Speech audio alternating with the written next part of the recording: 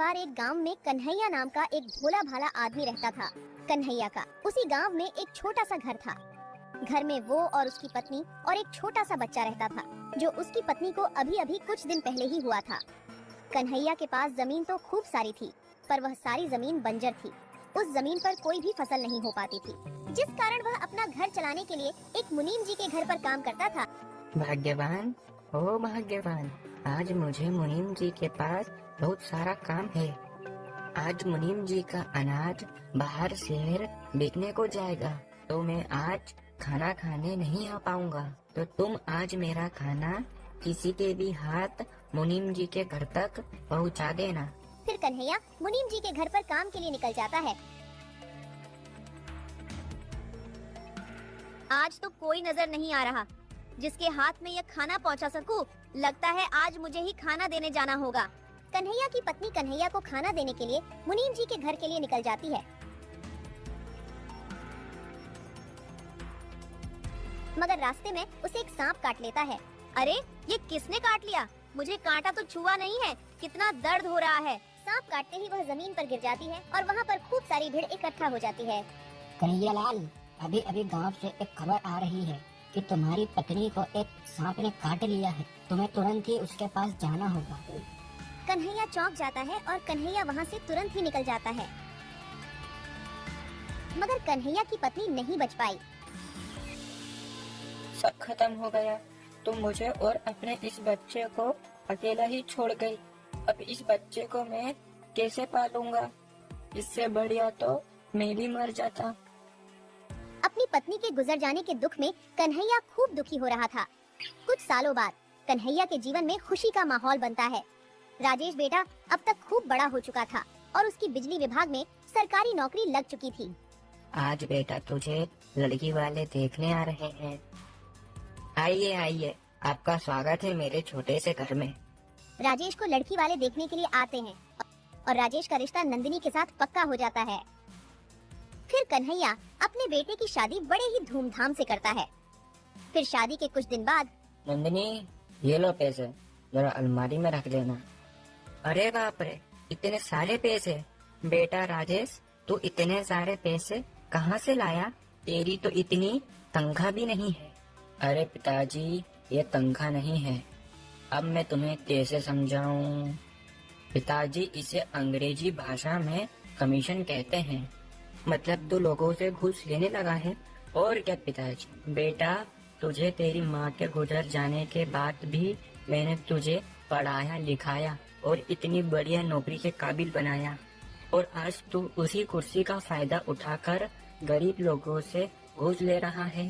तुम्हें क्या पता पिताजी, ईमानदारी के रास्ते पर चलने वाला हमेशा पीछे रह जाता है। ईमानदारी पर चलेंगे तो धीरे धीरे आगे बढ़ेंगे, और अगर थोड़ी बहुत घूस खाकर आगे बढ़ेंगे तो बहुत जल्दी आगे बढ़ेंगे। पिताजी, बेटा, जो ईमानदारी के रास्ते से धीरे धीरे आगे बढ़ता है वो बहुत लंबे समय तक टिकता है। जो ये घूस खाकर आगे बढ़ता है वो बहुत ही जल्दी बर्बाद होता है। और आगे तेरी मर्जी। और कन्हैया इतना कहकर अपने घर से निकल जाता है। तो कह रहे हैं कि घूस लेना पाप है। पिताजी की बात तो मान लो। तुम भी चालू हो गई। पिताजी मुझे कम सुना के गए हैं क्या? घूस लेना पाप है। अब मुझे मेरा खाना दे दो, ऑफिस के लिए लेट हो रहा हूँ। इसी तरह कन्हैया का बेटा राजेश लोगों से घूस लेने लगा था। वह हर रोज ढेर सारे पैसे लाने लगा, पर कन्हैया को बिल्कुल भी पसंद नहीं था। अरे बेटा, ये मुझे नहीं है पसंद। तू मेरे लिए ये लोगों से घूस खाना बंद क्यों नहीं कर देता? अरे पिताजी, तुम तो मेरे हाथ धोकर पीछे ही पड़ गए। घूस घूस लगा रखा है। मैं ये घूस लेना बंद नहीं कर सकता। तुम्हें मेरे साथ रहना हो तो रहो, वरना यहाँ से निकलो। तुम्हें जरा सी भी शर्म नहीं है? कोई भला अपने पिताजी से ऐसे बात करता है क्या? वो क्या गलत कह रहे हैं? ठीक ही तो कह रहे हैं कि घूस लेना पाप है। कोई ये पाप वाप नहीं है। आजकल सब ऐसे ही काम करते हैं। और तुम ज्यादा मेरी अम्मा मत बनो। तुम्हें भी इस घर में रहना हो तो रहो, वरना तुम भी यहाँ से निकलो। अरे बेटा, मेरे कारण तुम दोनों आपस में मत लड़ो। मैं ही इस घर को छोड़कर चला जाता हूँ। अरे पिताजी, इन्होंने तुम्हें गुस्से में आकर घर छोड़कर जाने को कह दिया है। आप तो सच में घर छोड़कर जाने को तैयार हो गए। तुम कहाँ पर रहोगे? बेटा, तू मेरे रहने की चिंता मत कर, मैं तो कहीं पर भी रह लूंगा। इतना कहकर कन्हैया घर छोड़कर चला जाता है। अरे तुम कैसे बेटे हो जो अपने पिता को घर छोड़कर जाने के लिए एक बार भी नहीं रोका। कन्हैया अपना घर छोड़कर मुनीम जी के घर पर जाता है क्या हुआ कन्हैया, आज तो तुम समय से पहले काम पर आ गए। और कन्हैया मुनीम जी को अपने बेटे की सारी बात बता देता है। अरे बाप रे, तुम्हारे बेटे ने तुम्हें घर से निकाल दिया, ये तो उसने बहुत गलत किया। कन्हैया तुम चिंता मत करो, आज से तुम मेरे साथ मेरी ये हवेली में रहोगे।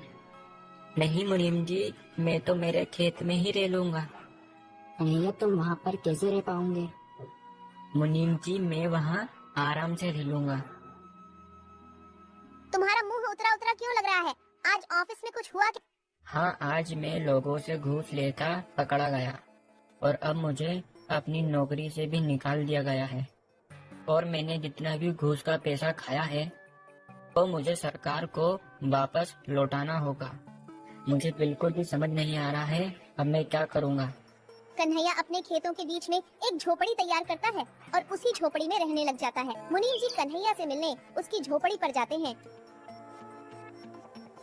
अरे मुनीम जी, आज तुम्हारा ये मेरी झोपड़ी में कैसे आना हुआ? अरे कन्हैया, आज तुम्हारे लिए एक खुशखबरी है।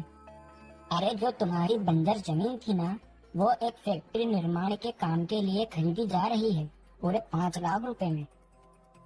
क्या 5 लाख रुपए? मुनीम जी मुझे तो आपकी बात पर विश्वास नहीं हो रहा। अरे मेरी बात पर भरोसा करो, मैं सच कह रहा हूँ।